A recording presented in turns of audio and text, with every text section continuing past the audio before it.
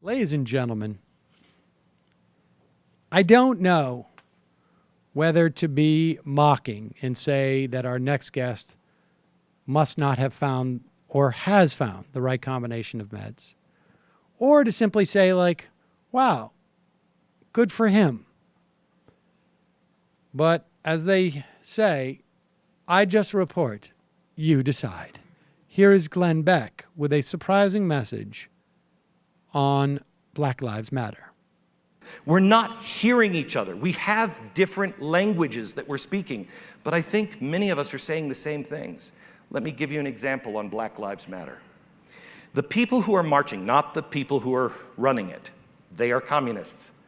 But many of the people who are marching, that are not burning things down, they just want to be heard. And we're saying all lives matter. And I've been saying that for a year, all lives matter. And that's offensive. How is that offensive? I finally figured it out. After the shooting in Dallas, I finally figured it out. Because I sat and I listened. And I listened to these people who said, I'm not with these guys. But I was marching. But I'm not with these guys. But I'm afraid of my own grandchildren.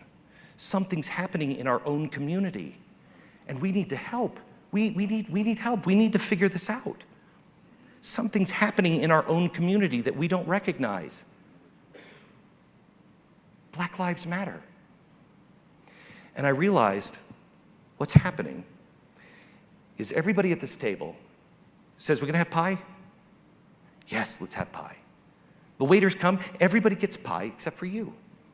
Sorry, I had yours. He didn't get any pie. And he says, guys, I don't have any pie.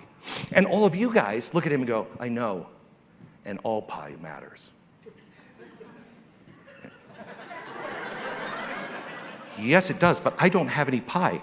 I know, all pie matters. No, guys, my pie matters right now. Right now, my pie. I don't have any pie. My pie matters. I know all pie matters. That's insane. That's what's happening to us. We're not hearing each other because many of the people up at top just want to win, and they have agendas that most of us are not for. We need to be the leaders to heal the nation, to look for reconciliation, to actually stand for our principles, stand for them come what may. Yeah. I think he kind of is starting to understand Black Lives Matter in his own very, very, very way. Special way. You know, And I got to emphasize say, special. now I feel bad because I feel like I'm not listening to him, or at least I'm not understanding him. So let me get this straight. When he heard black people complaining about other black people that were in their family, understood that these people just wanted to be heard, and here's Black Lives Matter as being a cry for help from the black community to protect them from other black people. Now you're speaking his language. He understands that it's about pie at a table, because when you start talking about how it's much easier, in other words, to understand the value of pie to someone who wants pie at a table than the concept of, hey, society, broadly speaking, does not value my life. That's why when, a white girl gets stuck in a well, it's a 4-year national tragedy, and we get made for TV movies about it.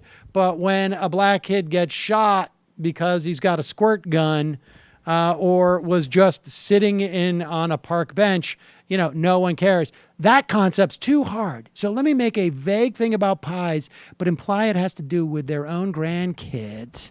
and then say we must bring the country together under our principles, which of course are offensive to, 70% of the country. Yeah. Hello, you. I'm Sam Seder. Looking for smart progressive talk that is occasionally amusing? Well, subscribe to our YouTube feed. Subscribe to our podcast. Like us on Facebook. And just generally enjoy us.